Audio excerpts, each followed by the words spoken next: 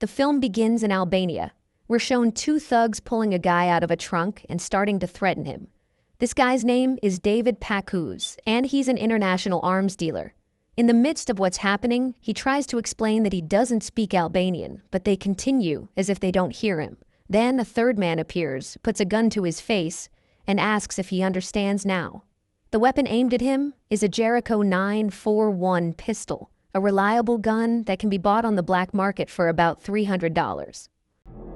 That's a Jericho 941 pointed at my head. You can get one on the black market for $300.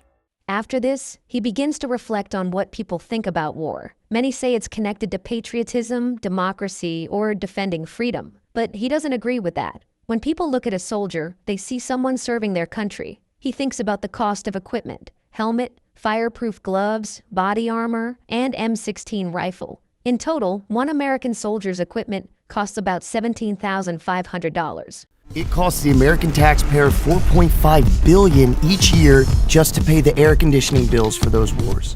The costs go far beyond weapons and equipment. Even simple things like operating air conditioning systems in combat zones cost billions of dollars annually, and all at the expense of you, the taxpayers. We're taken back to 2005, where young David sits in a car and smokes a cigarette. A security guard approaches him and says he can't park here.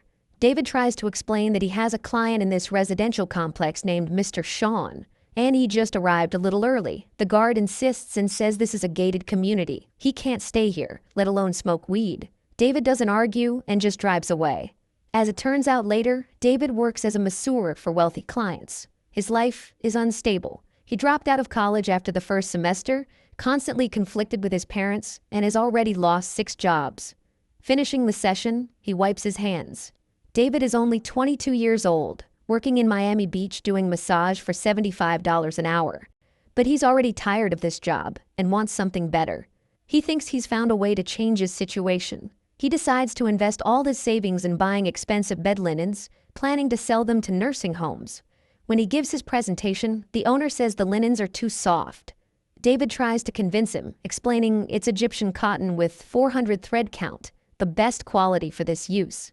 The owner still doesn't agree and says it's too expensive. David objects. At $29 per piece. That's not expensive. Then the owner asks David, does he know the average age of nursing home residents? Turns out they're about 82 years old. He explains that using such expensive linens for them doesn't make sense. In the end, he refuses the offer. David finds himself at a dead end, realizing he spent all his savings on 65 boxes of premium linens without thinking. I'd sunk my entire life savings into 65 cases of premium bed sheets. Shortly after, David attends the funeral of former classmate Pete. At the wake, he tells a friend about the linen failure and that he can't return the goods because he bought wholesale. At some point, he notices a familiar face, a guy named Ephraim Diveroli talking to Pete's parents. David is surprised. He thought Ephraim was still in Los Angeles. Ephraim was David's best friend in childhood, but in 10th grade he was sent to live with his uncle. His parents wanted to separate them, so they lost touch. After the ceremony, David meets with Ephraim. He says he came back for him and that his mom won't give him David's phone number. Then he suggests going for a ride, but David hesitates. He has a client at 4 o'clock. Fuck that shit, cancel it. Your boy's back in town. On the road, David asks Ephraim why he came back. Ephraim explains. He worked for his uncle. David knows this is related to weapons. Ephraim explains simply, they buy weapons at police auctions and resell online. At first, everything went well, but his uncle cheated him out of $70,000. Instead of giving up, Ephraim decides to return to Miami and start his own business. While they drive, both joke like in the good old days. But at the end, the guys have to right? Like on your chest or whatever? David remembers how they went to buy weed together and got arrested. How they then came to school with their heads held high, as if nothing could touch them. This reminds him of a time when he didn't feel beaten down. Later, Ephraim stops to buy weed. His regular dealer is unavailable, so he approaches an unfamiliar group and asks if they have any. They offer at an inflated price, calling it straight from the plantation. Ephraim pays, but they don't give him the goods. Can I get the shit? What shit? The ringleader starts messing with him and asks if they've seen Ephraim before. then tells Ephraim to get lost, showing he's armed. Ephraim laughs and walks away. He opens the trunk and pulls out a weapon.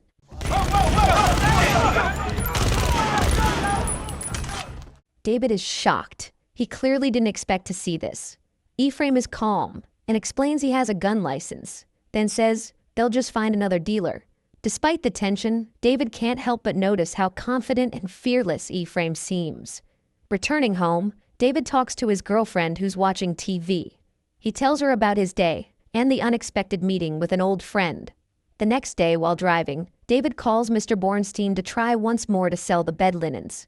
He tries to convince him again, but the answer is still negative. After this, David drives to Ephraim's office to see what Ephraim actually does. He watches him conduct his business, even pretending to be a high-ranking military officer on the phone to find out competing bids.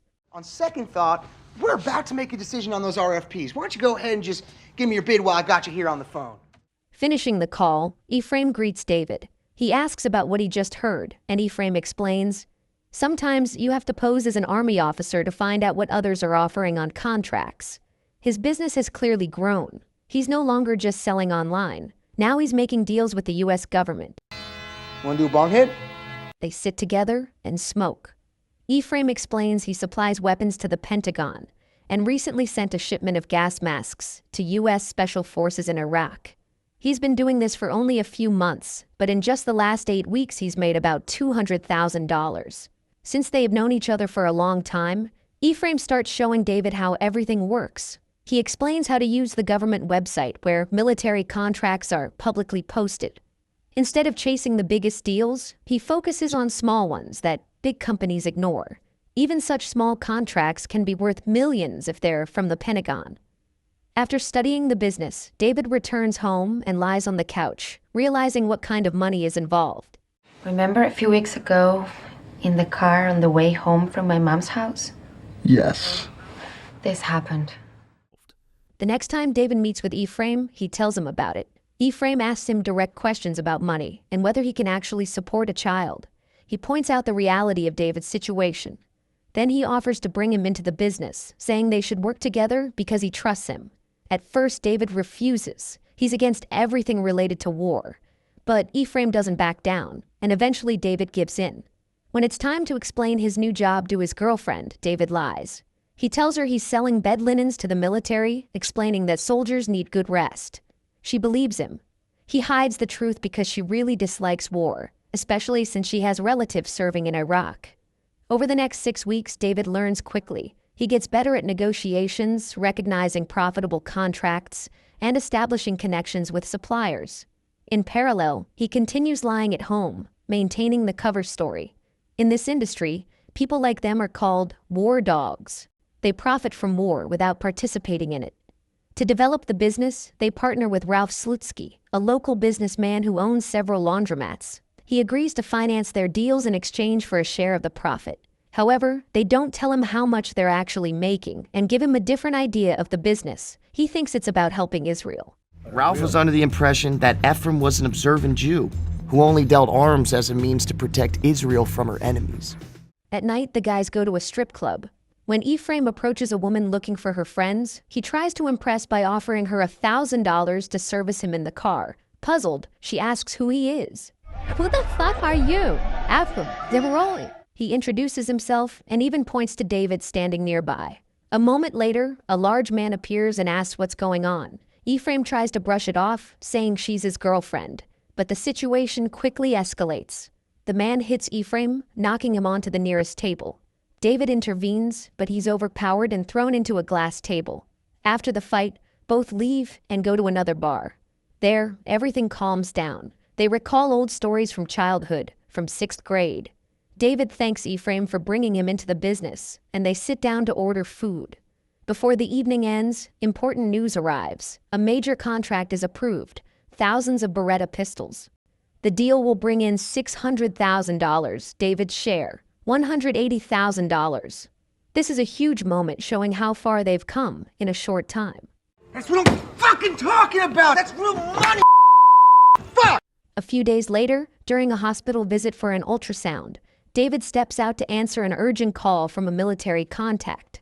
He's informed about a new law prohibiting the import of Italian weapons into Iraq, which directly affects their current deal. Although he's caught off guard, David pretends the situation is under control. The contract is too important to lose. The pressure builds, and he barely reacts when he learns he's having a daughter. Later, David meets with Ephraim at a shooting range, and they work out a plan. They decide to first ship the weapons to Jordan, then smuggle them into Iraq from there.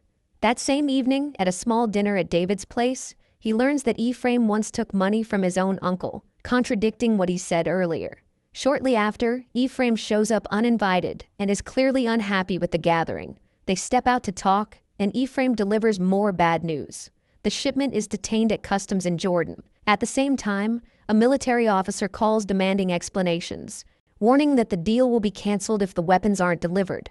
Losing this contract would destroy everything they've built, so they need to act fast. Either way, you're endangering my mission. I'm shutting you down. I'm canceling you for cause. At this moment, David's girlfriend accidentally overhears the conversation and finally understands the truth. She feels betrayed, realizing he lied to her and is dealing in weapons. David tries to explain that he doesn't work with weapons directly, but it doesn't fix anything. There's no time to sort it out. David immediately leaves with Ephraim to solve the problem. Arriving in Jordan, they get no help from the embassy. So, they decide to handle it themselves, pay the right people to release the detained shipment. At negotiations, a small guy translates everything they say. Then they agree on $1,400 and things start moving. They have to wait 3 days for an answer. No, I know what it feels like to fuck somebody. I also know what it feels like to get fucked by somebody, and we just got fucked. When they finally get a call, they have a plan. With the help of the best smuggler named Marlborough, they decide to transport the weapons to Iraq by road. David isn't thrilled about this risk, but Ephraim assures him the trip will be quick and over by morning. They head to the Iraqi border. Hey, seriously, is this safe, driving to Baghdad? Yes, very safe. 50-50. At night, they're stopped by soldiers at the Iraqi border. When they're answering questions, the driver reaches down, provoking the soldiers.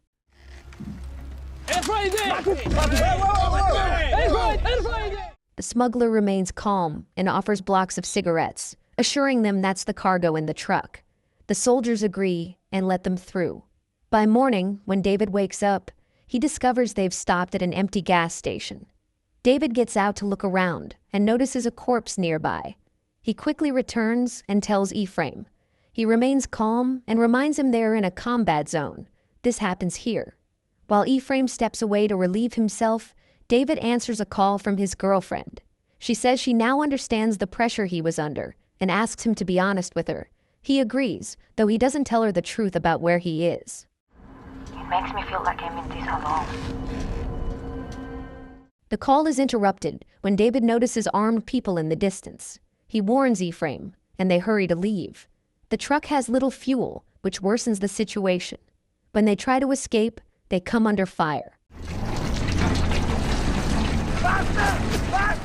At the last moment, when they realize they can't get out, American forces appear.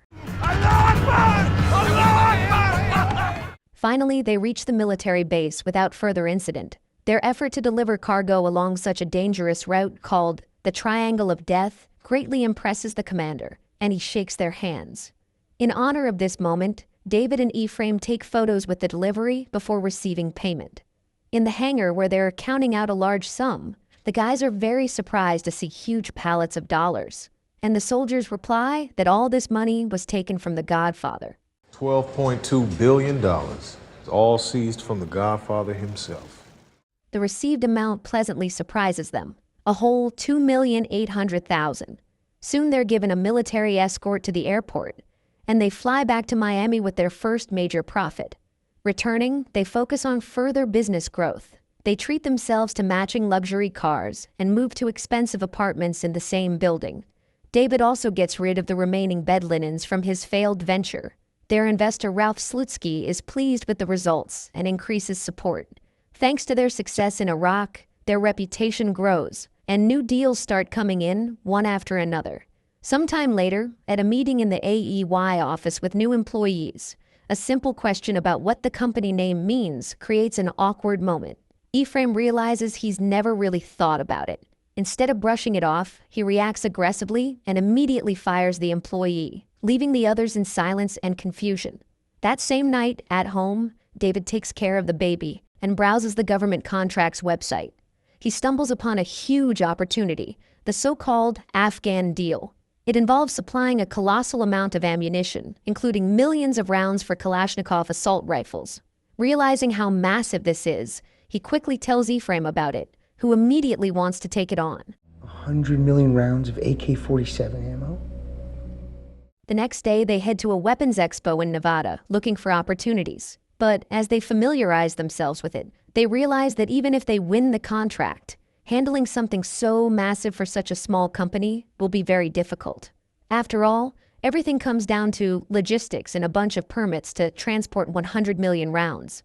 Later at the casino, Henry Gerard approaches David, a well-known name in the arms business. David immediately rushes to Ephraim, but finds him entertaining himself with a prostitute. You been? Why aren't you answering your phone? I'm with a prostitute. What's up? Hearing that Henry has a proposal, Ephraim quickly joins him. They meet at a bar where Henry lays out his idea. He explains he can supply everything needed through contacts in Albania, where large stockpiles of old ammunition are stored. When they ask why he can't do it himself, Henry explains. Due to his status, he can't work with the US, so he needs them to take the contract while he gets his share. David has doubts about the deal, but Ephraim convinces him it's no different from what they've already been doing.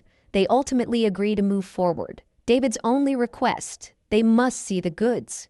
So, a few days later, they fly to Albania to inspect the stockpiles. A local driver takes them to large warehouses where they're even greeted with a banner, then later escorted to warehouses filled with ammunition. They're shown everything and test some of the rounds to verify they work. The entire defense industry was scrambling over this deal, and the key to it was sitting in 23 shipping containers in the back of a rusted-out warehouse. Returning to Miami, they submit their bid and wait a full 5 months for the Pentagon to choose them. After 5 months of waiting, the news finally comes: they won the contract. They immediately celebrate, realizing this could change everything. But before they can fully begin work, they need to pass an official inspection. Since their paperwork isn't completely in order, they adjust the documents to make the company look more solid. Shortly after, they arrive for a meeting with a representative from the U.S. Attorney's Office. But before that, in the parking lot, they decide to smoke a joint. Does it sound like we're more than two people right now? Despite the nervousness, they manage to get through the meeting and receive permission to continue working with the military. Later, they learn they only won the contract because their price was much lower than everyone else's, by $53 million. This angers Ephraim, meaning they could have made much more. At home, David prepares for another trip and tells his girlfriend he'll be away for a month in Albania. She remains calm and admits she knows more than he thought. She noticed signs from his past trip to Iraq and figured out the truth. David apologizes and claims this was the only time he hid something, saying he did it for her protection. The situation worsens when she discovers stacks of cash hidden in the bathroom. This finally destroys her trust, and she decides to leave, taking their child with her. At the office, just before David's departure, Ephraim gives him a gold-colored grenade for his work abroad. In response, David presents a formal partnership agreement to formalize their relationship. Ephraim signs it, but his reaction shows he's not entirely pleased. Arriving in Albania, David tries to call his girlfriend, but she ignores his calls. When there's a knock on his hotel room door, it turns out to be Bashkim, the same driver as before, assigned to him again. Later, while preparing the shipment, David notices something serious. The ammunition is actually made in China, not Albania. This creates a serious problem, since their contract doesn't allow such goods. After all, the U.S. imposed an embargo against China. He quickly calls Ephraim, and together they contact Henry Gerard. Instead of helping, he brushes them off and says they should have checked everything in advance. It becomes clear. Now they're on their own with a very risky situation. Learn the difference between we have a problem and you have a problem. David remains in Albania, not knowing how to fix the situation. A few days later, Ephraim unexpectedly shows up with a plan. He suggests repackaging the ammunition to make it look like it was produced in Albania, not China. By changing labels and packaging, they can pass inspection without arousing suspicion. David understands. He has only two options: agree or walk away, abandoning a $300 million deal. Through Bashkim, they meet a local businessman who owns a packaging company. Ephraim explains they need help repackaging a large shipment, but doesn't tell the whole truth, claiming it's just to reduce weight. They have 68,000 boxes. One box takes about 1 minute, which will take them 8 weeks and 50 people. He agrees to do the work for 100,000 American dollars. The guys agree because by switching from boxes to bags, they'll save $3 million on logistics. This works in their favor, and they agree.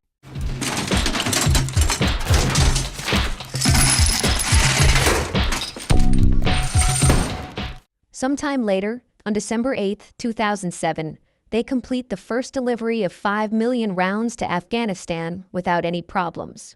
A few days later, on Christmas, David goes to an internet cafe to video call his girlfriend and see his daughter. For a moment, he feels some relief from everything happening. That same night, Ephraim calls with new information. He learned that Henry was overcharging them for ammunition. Despite the fact they're still making money, Ephraim wants to completely cut Henry out of the deal. David immediately objects. He warns this could put them in danger. Henry isn't someone to mess with. He also points out that he's the one doing the risky work abroad, while Ephraim stays home. And if Ephraim goes against this, David will pull out of the deal. Ephraim says he understands and promises not to do anything reckless, but it's obvious he's not entirely serious. I'm serious, man. We're making money, okay? He's making money. The whole thing is fucking working. Don't mess with it. Shortly after, David is picked up from the hotel at night and brought to a remote location. There, Henry attacks him and makes it clear they shouldn't have tried to push him out. After this, David decides he's had enough and plans to leave as soon as possible. Before leaving, he returns to the warehouse to retrieve important documents. The man in charge of repackaging stops him and demands payment, making it clear he knows the truth about the operation. David promises to pay as soon as he returns to the U.S. As he's preparing to leave, a woman approaches him and says she's Bashkim's wife. She reports that her husband has been missing since last night.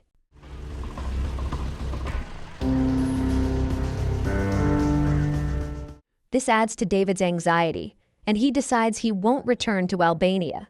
Returning to Miami, David meets with his girlfriend and finally tells her everything about his involvement in arms dealing. He says he wants to quit and return to his previous work. After some time, she forgives him. David goes to Ephraim and says he's done. He asks for his share of the money, but Ephraim refuses and acts as if he's the injured party. Even when David mentions legal action, Ephraim doesn't take him seriously. He broke into David's office and already destroyed their agreement.